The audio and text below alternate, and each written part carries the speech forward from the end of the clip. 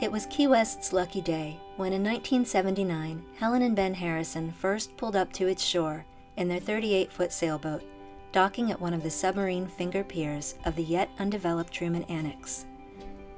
For the past 11 years, they'd been living on the boat they'd built by hand in Costa Rica. Starting with a bare hull, they designed and constructed this giant sculptural object using self-taught traditional wood techniques, eventually setting the stage for Helen's present work. But as their young son Ben started to grow, they realized they needed more space, so they set out across the Caribbean side of the Panama Canal, heading for Key West. The Navy had abandoned the present-day Truman Annex by then, but for heavy equipment and lead-lined vats. Ben and Helen describe it best. Pigeons were in charge of the Truman White House. We had free rein to explore the 90 acres and our own private beach on the point. It was a gated community for artists and boaters. Ben and Helen were made for each other, free spirits and art makers from the outset, living life by their own rules. Ben got his first guitar when he was 14, and except for breaks to eat and sleep, hasn't really put it down. As for Helen, she's always had an artistic eye and an independent spirit. Despite her parents' initial reservations about Ben, who was, after all, a bartender and a ski bum, she proposed to him after about a year of dating, at a time when things like that just weren't done. With an environment that encourages originality, Key West was the perfect place for a creative couple to settle down and raise a family. Straight off the bat, Ben got a job playing guitar and singing at two friends' patio bar.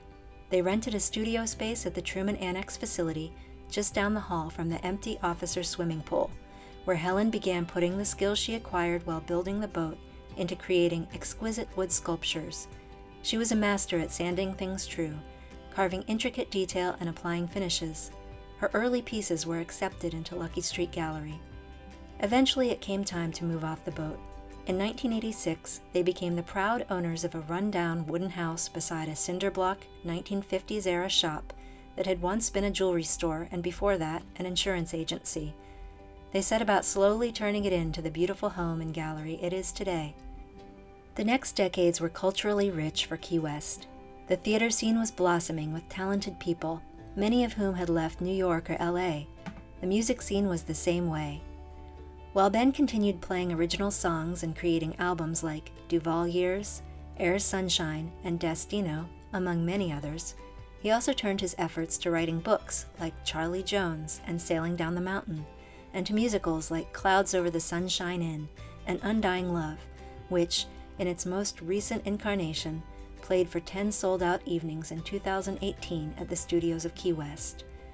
Ben's gift for storytelling truly captures the unique history and character of Key West. Helen's accomplishments are no less impressive. Her artwork is impactful, sensuous, and widely collected. A longtime board member of the studios, she now serves as an artistic advisor. She spearheaded the conservation group Save Our Pines to help protect the Australian pines at Fort Zac. As a curator, she counts among her proudest accomplishments the 2019 Tom Majors With the Grain Tribute to Wood Art exhibition. Considered one of the studios of Key West's most ambitious shows to date, the show assembled some of the nation's most accomplished artists and elevated wood art awareness. Together, Helen and Ben have raised two sons. They've served as advocates and mentors to countless artists, writers, and musicians.